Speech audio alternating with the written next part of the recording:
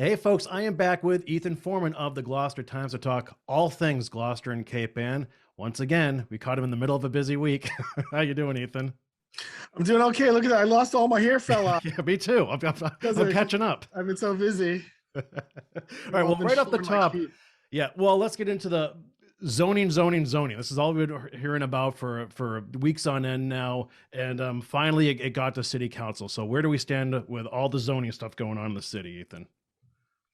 Yeah, well, the 9 amendments that the planning board had proposed last fall, a number of zoning changes, some of them minor, some of them major, finally made it to votes at the full city council.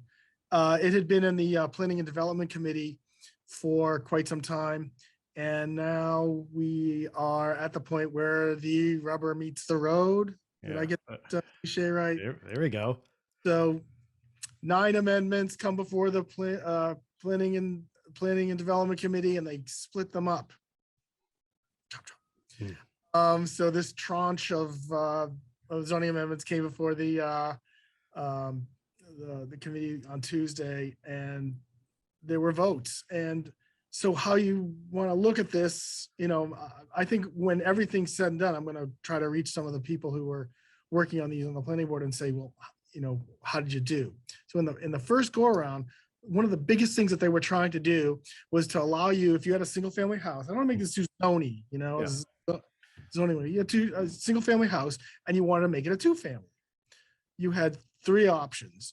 Or you could knock it down and make a 2-family. If the lot was okay and it conformed to zoning, you wouldn't need a special permit. You would just go to the building inspector.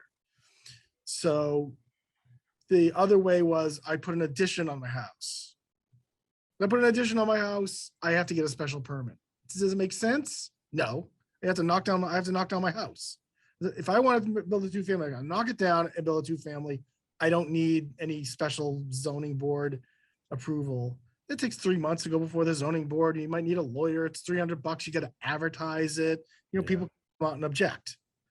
So they want to change that. This has been a change that was proposed. We learned during the meeting from Councilor Scott Memard, that Mayor John Bell had wanted to get changed. It's kind of a quirk in the zoning, but people really don't like not knowing what's going on next door. And they said the zoning board of appeals process works fine. So if you're going to have to put an addition on your house to make a 2-family, you're going to have to go through the special permit process. The council rejected this 8-1, which I thought it would have been a lot closer. Yeah, right. And the other thing, then there was another proposal. Now there was a little bit of a class warfare discussion at the council on this zoning amendment. It was in the residential coastal zone, RC40, you need 40,000 square foot lot. It's the only zone in the city, Eastern Point Boulevard, the Magnolia Shore, doesn't allow 2 families, single family only. So they wanted to make 2-family by special permit, and had rejected it. And there was a little bit of back and forth with Councilor Grow, talking about how the burden to create housing should be shared by the entire city, and it should be sort of spread out accordingly. But in the end, the council was just not for it, and that was an overwhelming vote against it. It was Councilor Grow was the only one. So, Eastern Point Boulevard, the neighbors feel like this is a special place. We're talking about coastal resiliency. We're talking about climate change. They're talking about, you don't want to make this a more dense place. Maybe it's a fragile environment, and let's not harm it, especially with the climate crisis getting worse. That was the argument. So those 2 failed, but the other ones passed. But the other ones were kind of minor. They were, in my opinion, that's my opinion. Look from the outside, there were minor zoning changes, a footnote change, changing how which body would have a special permit authority.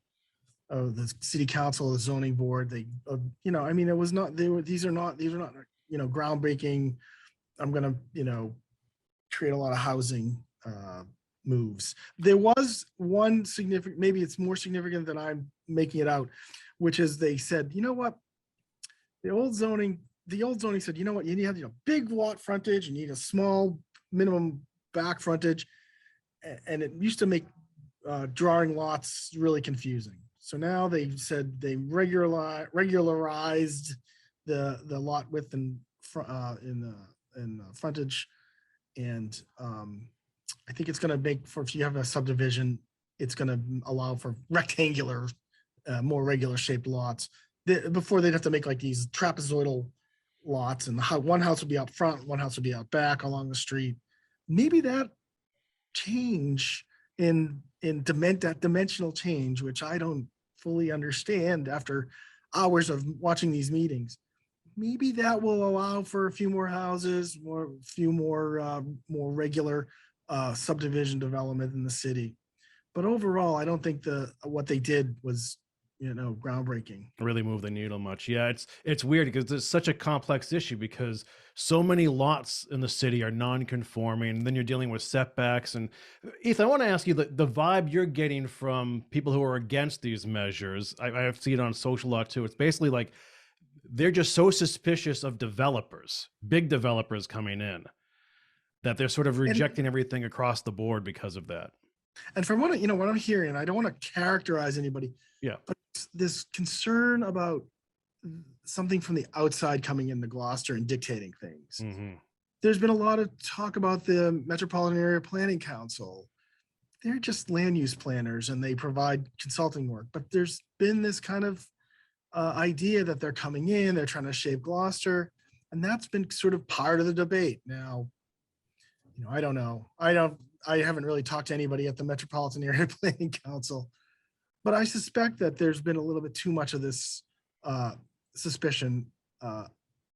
I really think that what they were trying to do, the planning board was trying to do, was making it a little bit easier to develop and try to create infill opportunities and sort of nibble around the edges and not create, big, massive development areas. They weren't trying to zone something for multifamily. That's the other issue, the MBTA communities thing that's off to the side there. Yeah, right.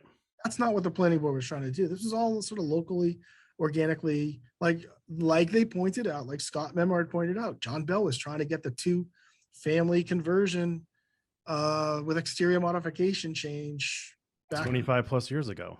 Yeah. Whatever that was. Yeah. It was sooner than that, but yeah. Yeah, unbelievable. Okay, well, all right. I'm sure that story, there's more to it, and you'll keep us abreast of that. There is actually, May 10th, because that's when the other tranche of zoning. Oh, the other batch comes. Okay, no kidding. May 10th. Gotcha. Cool. All right, so something a little lighter and more fun. Congratulations are in order for Julie LaFontaine of the Open Door. Yeah, I had an extraordinary conversation with her. I went down to 28 Emerson Ave. It's right around the corner. Couldn't get there because there's work on Centennial Ave right now, but there is. Yep. I was like, John, it's 5-minute drive, but it's a great operation. Their fulfillment center was where they used to have the community meals, mm-hmm. and it's been taken over. It's a grocery store. Now they have people picking online orders, like if you ordered out a Peapod. What a great idea! If you're food insecure and you can get online and you can do an order with your local food pantry. There's none of that stigma. You're not dependent on just getting a bag of groceries. You don't know what's in there.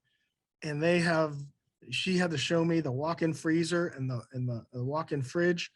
So in other words, they're providing fresh fruit and vegetables, milk, and prepared meals. It's a great operation. And she is just fantastic. She didn't really talk too much about herself, mm-hmm. But she really did talk a lot about, what they're trying to do. Yeah, and the Empty Bowls fundraiser is coming up. I think it's May 7th. May 7th. Yep. But she really, she was in ministry before. She was leading a food pantry, and you can really sense the mission driven mode of her operation. She's very high on the mobile markets that they do. We're bringing that food to the senior centers and schools, feeding kids at the summer lunches. And just to add, they're going to be doing an addition onto their building. So to sort of connect their warehouse and their fulfillment center and have a bigger commercial kitchen. to allow them to run a couple lines and do more food preparation. And it's a exciting time for them. But I asked her, I said, wouldn't it be great if you had to go out of business? You didn't need food pantry. Yeah. If you think about this, food pantry operation is growing and growing and growing. Yeah. Wouldn't it be great if we didn't need food pantries? Every could be self-sustaining, but it's the way the economy is now. My opinion, it's not going to happen anytime soon. So. Right. Yeah, it's amazing how they blossomed. And Julie's been executive director now, I believe, for 20 years. And 20 years. Yeah, it's amazing. She started April 1st. No fooling. No kidding. Yeah. And I will say that I've gotten to know Julie over the years. She puts in 25 hours a day. Like she is there all the time, busting her back, doing work over there too. They have a great staff and group of volunteers there. So cheers to the open door. So, and we do want to reiterate, yeah, the Empty Bowl dinner is Saturday, May 7th. So awesome stuff there too. All right, Ethan, what else you working on? Well, I attended the open space and recreation plan meeting last night. Space and recreation committee put on a presentation. It wasn't really like specifics. They weren't sitting here. They weren't talking about specific areas. They were really more talking about their goals and objectives. And new to the plan, the plans have to be written every 7 years. Well, they're a little about 11 years out of date. But a lot of cities and towns, their plans get out of date pretty quickly. Yeah. They take 2 years to create, to craft. So I haven't seen the full plan yet.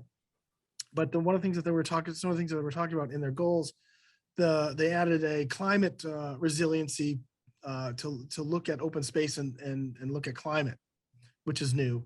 And also they suggested in one of their goals and objectives to perhaps create a park and rec division. I don't know too much about this, but I guess the city doesn't have one. So maybe we'll try to learn a little bit more about that. But it's a really great effort. They worked with a land use planner at the Metropolitan Area Planning Council at MAPC to help them do a lot of the technical work. And it seems like a really well thought out plan. Again, I haven't seen it, but from what I hear presented, they've done a lot of work. More looking at the city as a whole. I'm sure there are action items and for the parks and for everything. They are sort of separating out, conservation areas, recreation areas, ball fields, and looking at all of them in a more holistic way. It wasn't about the neighbors and the residents had jumped on talking about specific areas, but for the most part, they're sort of talking about how they can look at this as an overview. So. Gotcha. Interesting stuff. Okay, I'm sure you keep us posted on that. The Times should have like a staff skiff. So when there's construction on Centennial, you can still just kind of putt around in the river out there and get around. Or the train, like I can run on the train track. Yeah, you can do that too. Yeah, the train, I can run across the train track. Yeah, the trains are coming back soon. So this is it May, right? It's supposed to May 23rd, and the T is telling me they're going to start running trains on or about May 9. Oh, okay. Because they got to get the rust off the tracks, the rails. Oh. Who knew? The rails. I don't know if I wanted to know that now. That. But we're trying to find out when the trains are sort of going to be rumbling through, because it's been 2 years. Yeah. People are used to the train coming through Gloucester. Yeah. Yeah. All right, Ethan. Great stuff as always. We'll catch up with you next week. Thank you, Kory. Thank you.